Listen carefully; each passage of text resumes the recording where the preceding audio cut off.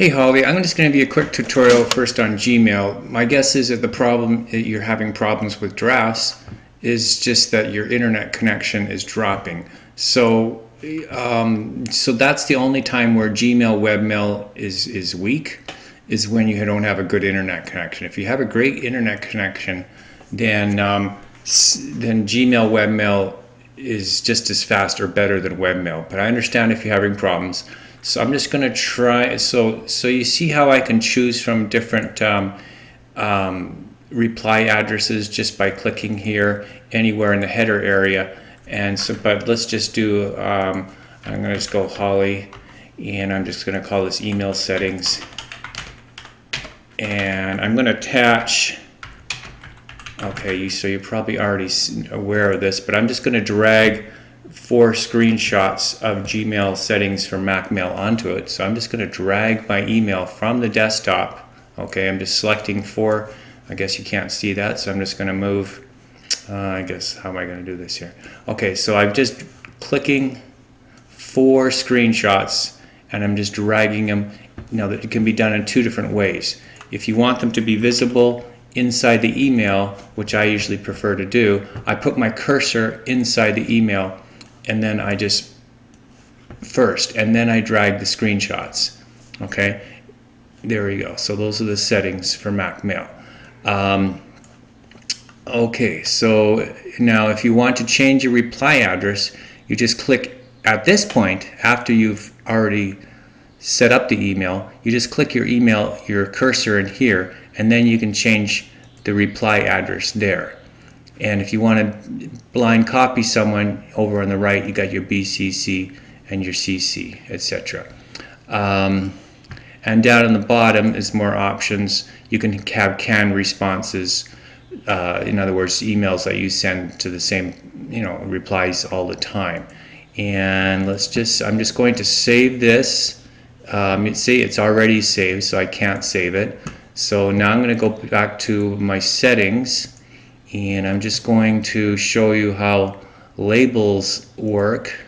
I got a whole bunch here, and I'm just going to go into my all mail here over on the left, and here's Verde Valley Habitat for Humanity. Say I wanted to create a new label for them, I would just call it a short one that I can remember. I would just call it VV-Hab, okay, or VV Habitat, or I might put a space into it, so I can just type in Habitat, and then it'll come up. So Habitat, okay. And then if I want to put it under a folder called Clients, I have another folder called C for Clients, and then actually I have it under O for Clients O to Z. And so that's how I do it. I just have it, a subfolder, and then I just create, or like that, or I just create it like that, and then I just type it, and then I just press Create New, and then it gives me the option to put it under another folder. So there you go. So that's how setting up folders, and then you can see over the left all these folders here. And what else? Okay, so now we've got your draft. Okay, I'll send this later, but it's still saved in here. Again, no issues. I'm going to send you a link to this video later, so I don't want to quite send it yet. So I'm just going to close this again for now. And now I'm going to show you how to set up MacMail. So basically we go Preferences, and the settings are very simple for Gmail. This is set up exactly as your account is. This is through Google Apps, and the way you can tell it's through Google Apps because the incoming mail server is imap.gmail.com. So you just put in here an email address. Now if I wanted to reply from say info@sedonasky.com as well, just like you are, I type in info@sedonasky.com, comma, and we could even have another domain in here, just say Beyond the Net, or no, I'm just trying to think of you. Anyway, so just type in your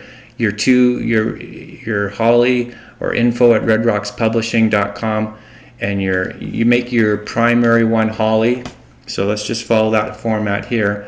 So you would just basically put Holly at SedonaSkinTherapy.com, and then info@SedonaSkinTherapy.com, and then the final one would be I guess info or Holly at RedRocksPublishing.com. So you just put all your email addresses here as a list, followed by comma and no spaces.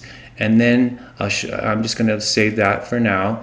And then in the advanced tab is just like this, and I got sending screenshots, okay? And then your outgoing mail server is just here you could, for the account information. This can be just smtp.gmail.com. It might be better that you just put like that so you don't get confused with others. And advanced tab is just like this. So basically your settings aren't changing much at all, just very few changes.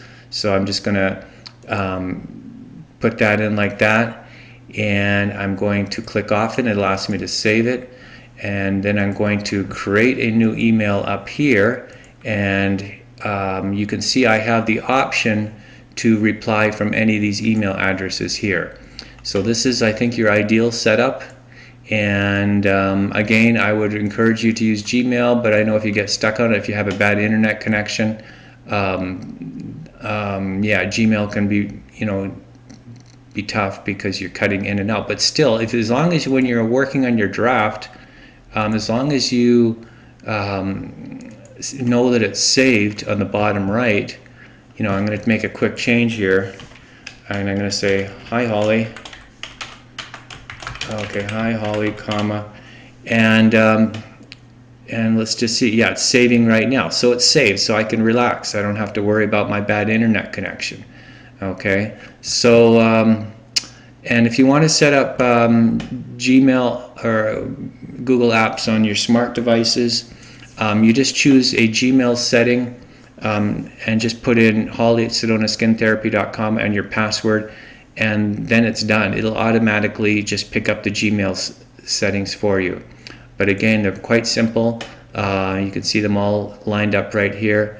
Those are the two bottom screenshots are your incoming, and those are your outgoing. And the description here over here on the right again is superficial. You can put smtp.gmail.com, and that's it. As long as you get your password correct, there shouldn't be any issues. Talk to you later.